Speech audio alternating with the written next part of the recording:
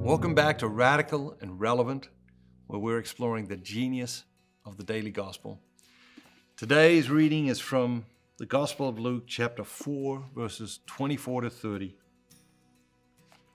And Jesus said, "Truly I say to you, no prophet is accepted in his own country.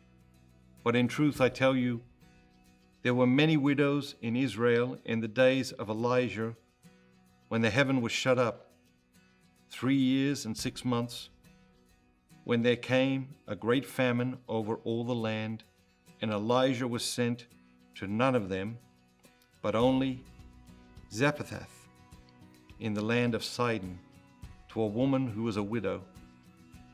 And there were many lepers in Israel in the time of the prophet Elisha, and none of them were cleansed, but only Naaman, the Syrian. When they heard this, all in the synagogue were filled with wrath, and they rose up and put him out of the city and led him to the brow of the hill on which their city was built, that they might throw him down headlong. But passing through the midst of them, Jesus went away." What jumps out at me today is the word wrath. Okay, so Jesus is telling these things to people, and they're outraged, right? And the outrage, so anger leads to outrage leads to rage leads to wrath, and these people are all the way there, right? We say, when they heard this, all in the synagogue were filled with wrath.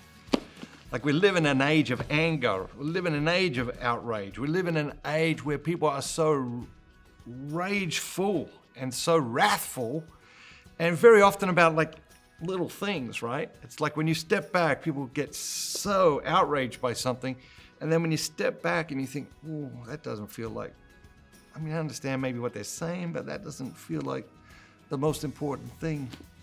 But this exercise I do in my consulting business with clients, and I say to them, okay, let's take a bullseye.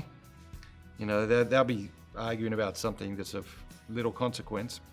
I say, let's take a bullseye and let's put in the bullseye the most important thing in your business, okay? And then let's draw concentric circles around the bullseye.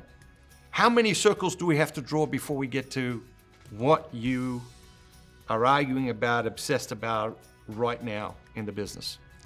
And of course, when they do this exercise, they realize, okay, it could be 30 things, it could be 50 things, it could be 100 things, it could be so many things they can't even count. And the same is true of the things that our culture is getting outraged about, or rageful about, angry about, and full of wrath, as Jesus describes in the gospel today.